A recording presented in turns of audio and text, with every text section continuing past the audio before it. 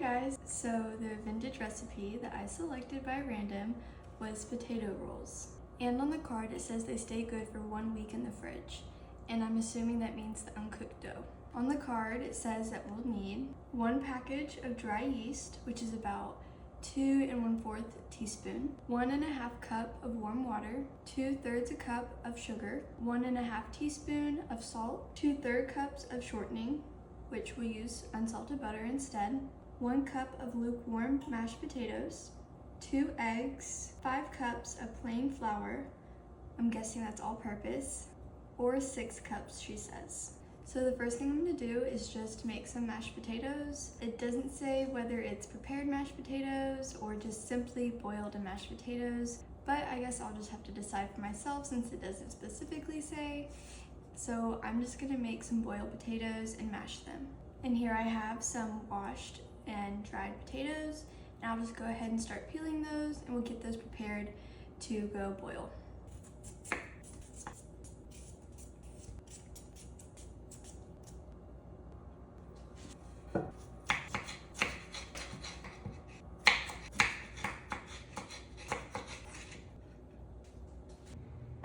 Here I have the boiled potatoes. I just boiled them until they were tender with a little bit of salt. And now we'll just go ahead and mash them. And we only need 1/2 cup, so I'm gonna go ahead and scoop that out and set it aside.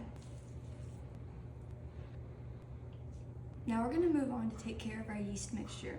On our recipe, it says to take 1 package of dry yeast, which is about 2 1/4 teaspoon, add 1/2 cup of warm water with a pinch of sugar.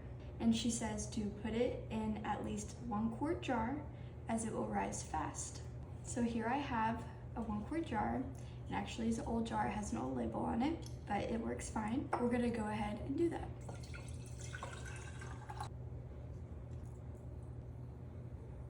Now she doesn't say anything about stirring, but I'm just gonna give it a quick little stirring.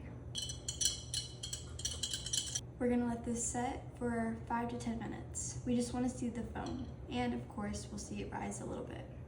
Here we have our yeast mixture. You can see how it's activated now, the yeast. She now tells us to add the remaining 1 cup of water, warm water. I'm gonna set this aside. She now basically tells us to mix everything together. She says exactly, mix everything together real good. I use my just washed hand to get shortening, sugar, eggs, salt, potatoes, water, flour, mixed well together. So let's go ahead and do that. And since we are using unsalted butter instead of shortening, I allowed my butter to soften really well. It's pretty soft. And that's because shortening, if you haven't used it before, it is a very soft and pliable food, if you want to call it food. She doesn't say anything about sifting the flour, but I'm gonna go ahead and do it.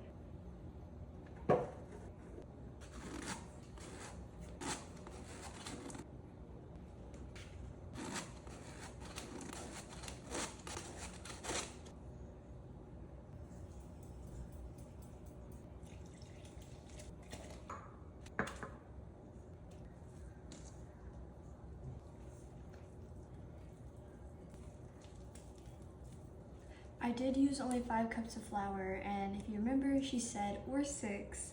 So I'm gonna see if I need that extra cup of flour, but I might not. And I definitely just forgot to add the potatoes, so let's go ahead and do that.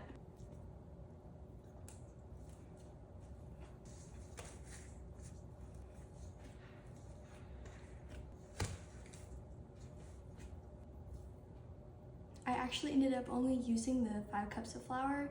It worked pretty good for me and it's not too sticky, so just watch for the texture of your dough. If it needs the extra flour, for sure add it. Now that our dough is mixed together, we're just gonna cover it and then store it in the fridge overnight.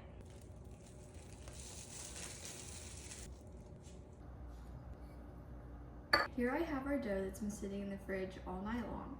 Before we punch the dough down and put it in the muffin tins, I'm just gonna share a quick note that she wrote on the card with you guys. Talking about the dough, because if you don't use a big enough bowl, it can spill over.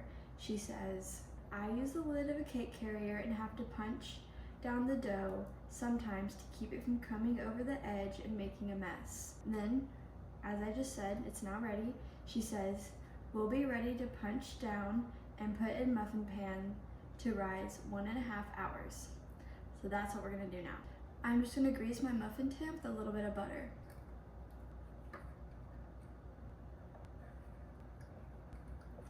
Here I have my greased muffin pan, and now we're gonna go ahead and punch down the dough. So I'm gonna pinch off some dough and we're just gonna go ahead and put it in the muffin tin.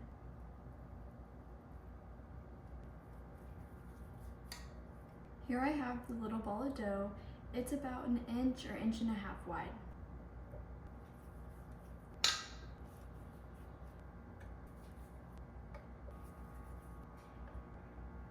Now that we have our dough in the muffin tin, we're gonna go ahead and let it rise, like she said, for 1.5 hours in a warm area. And she also says to go ahead and put the remaining dough in the fridge, as it will be good for a week.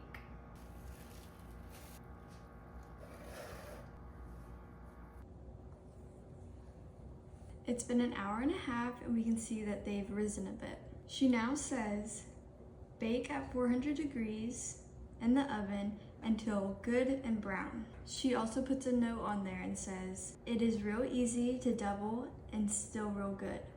Now we're gonna go ahead and bake these in the oven at 400 until they're good and brown. And since she doesn't say a specific time, we'll watch them to make sure they don't get too done.